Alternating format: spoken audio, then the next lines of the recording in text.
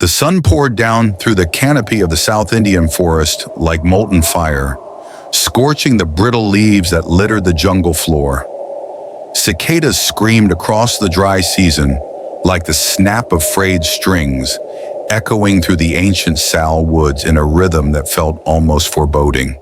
There was no radio signal, no smoke, no distant voices, only heat, silence, and the heavy breath of the wild. Ravi Singh, a seasoned ranger at Bandhavgarh National Park, moved deliberately through the undergrowth. He wasn't one for words and even less for panic.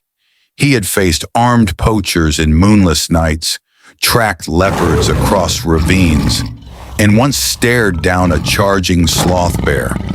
But today felt different, tense, too quiet. A tigress had been reported injured near the southern boundary, likely entangled in an illegal fishing net discarded by a trespasser. Ravi volunteered without hesitation. He carried a tranquilizer rifle, a small blade, and a half-drained canteen. No backup, no margin for error. The sun climbed higher, the canopy thinned, his shirt clung to his back like second skin. He knew the rule every ranger carried like a prayer. If you collapse out here, no one will find you in time. The forest pulsed around him, alive yet indifferent. Every breath Ravi drew felt heavier, shallower, as if the air itself was thickening. The sun, no longer filtered by a generous canopy, now bore down directly on his shoulders. Sweat pooled beneath his collar, dripping down his spine. Each step felt like walking through molasses. His boots dragged, his fingers tingled, his throat was past dry. It burned. He paused beneath a dying sal tree, one hand resting against the bark that flaked off in brittle patches. Just a moment, he told himself. One moment. Then the forest spun. It started subtly, branches swaying where no wind passed. The horizon tilted. The ground beneath him no longer seemed fixed. His knees buckled without warning, and Ravi staggered sideways, clutching at air. His tranquilizer rifle slipped from his grasp, landing with a dull thud in the dry underbrush. The next thing he knew, his face hit the forest floor. It was blistering hot, coarse, sun-baked soil sticking to the sweat on his cheek. He tried to lift his head, but his neck refused.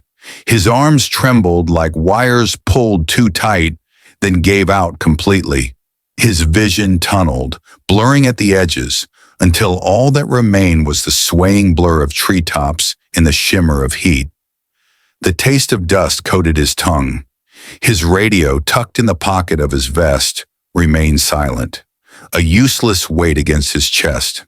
His water bottle lay somewhere behind him, the last precious drops lost in the fall. Time lost meaning. A buzzing sound. Was it insects, or just the roar of blood in his ears? His heartbeat thudded unevenly, like a war drum struck out of rhythm. He tried to call out anything, but no sound came. His breath hitched, shallow, dry. This is it, he thought. This is where it ends. Not by the teeth of a tiger, not in some heroic fight with poachers, but here, alone, forgotten, swallowed by a forest that never stops moving forward. Ravi closed his eyes, surrendering to the heat, to the silence, to whatever came next.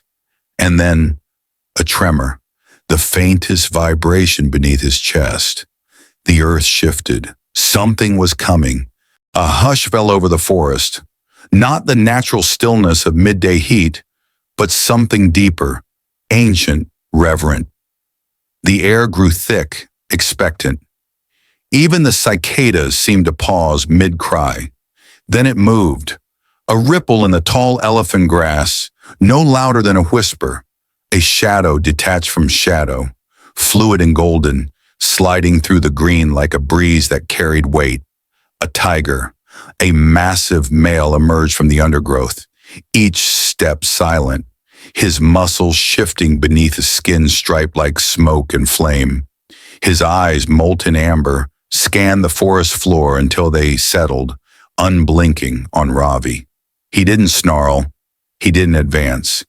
He simply stood, tail twitching once, as if acknowledging the still figure lying before him.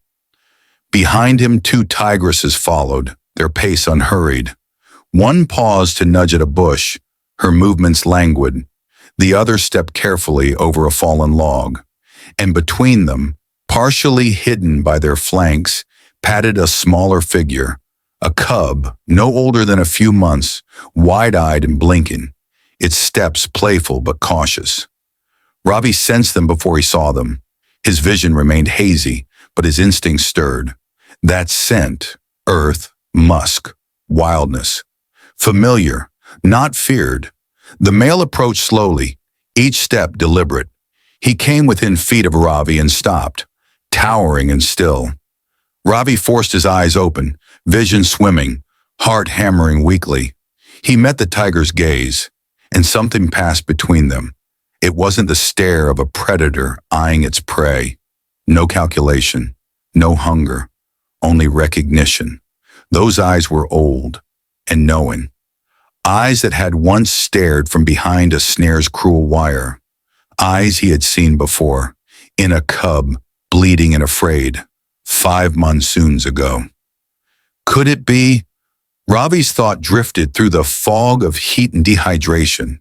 The tiger blinked, slow and calm. One of the tigresses circled wide, watching from a distance, ears twitching at every sound. The cub sat back on its haunches and yawned, as if this moment, this closeness to man, meant nothing at all. But to Ravi, it meant everything. He was surrounded, but not threatened, not judged, not forgotten. He was being watched, not as an intruder, but as something remembered. The forest shimmered, blurred at the edges of Ravi's consciousness, but the tiger's gaze pulled something loose from the depths of his memory. 5 years ago, a different season, the same forest. He had been younger then, a little faster, a little less gray at the temples. That morning they had found signs of movement near a dry riverbed, crushed grass, paw prints too small to be from an adult.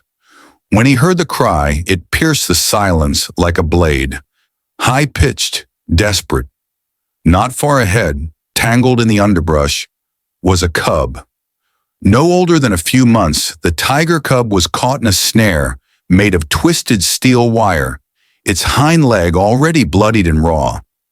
The trap had been laid for boar, but it had found the wrong victim.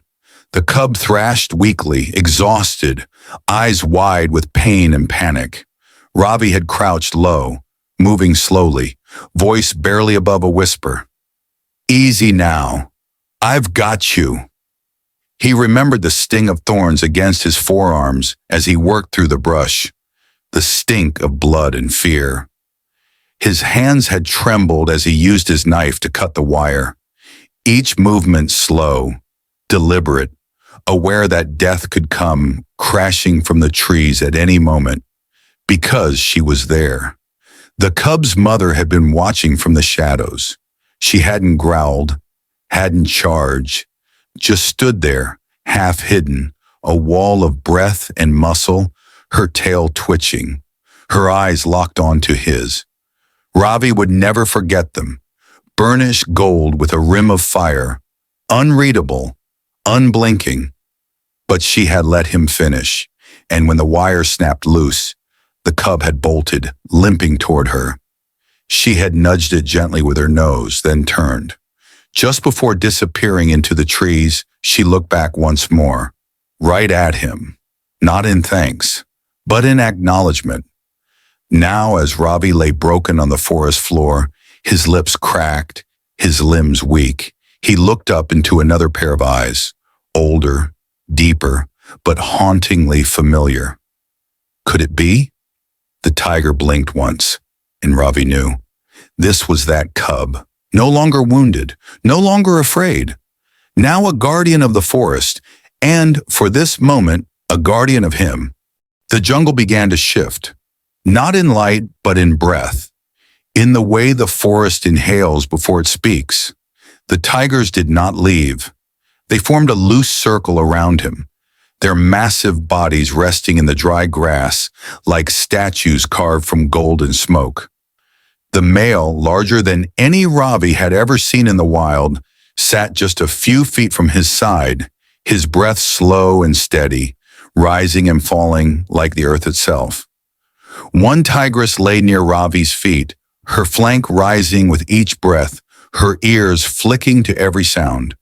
The second female curled protectively near the cub, her tail draped over him like a curtain of safety. They were not sleeping.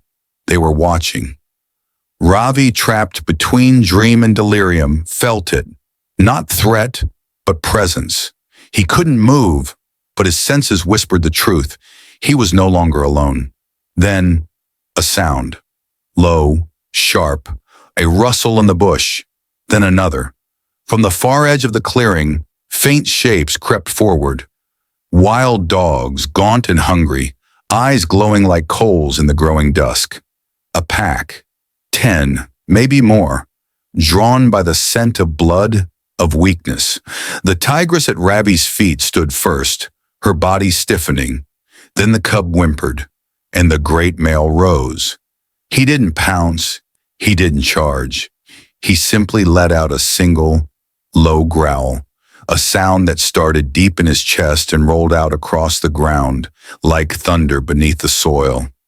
The kind of sound that doesn't echo but settles into bone. The dogs froze. Then, as if remembering the old laws of the forest, they turned and vanished into the trees without a sound. The tiger sat again, unmoved. Night descended, cloaking the forest in ink. The air cooled, but the circle remained unbroken. No creature dared cross that space. Not under that gaze. One of the tigresses climbed a nearby rise, her silhouette outlined by moonlight.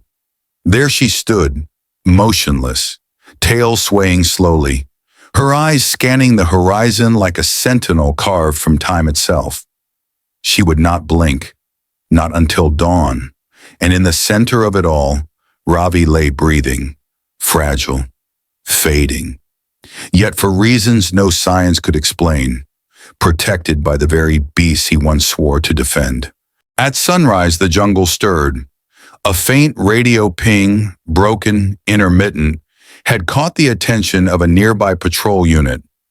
Ravi's colleague Aaron led the search, following the flickering signal and a trail of overlapping tracks.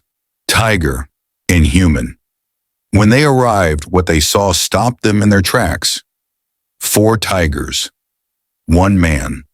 But there was no aggression, no blood. The tigers stood still, silent sentinels in the morning light. The great male turned to face the men. His amber eyes locked briefly with Arun's, as if to say, "You're late."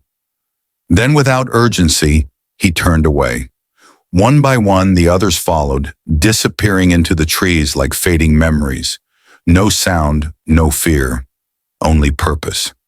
Ravi stirred, his hands reached for him.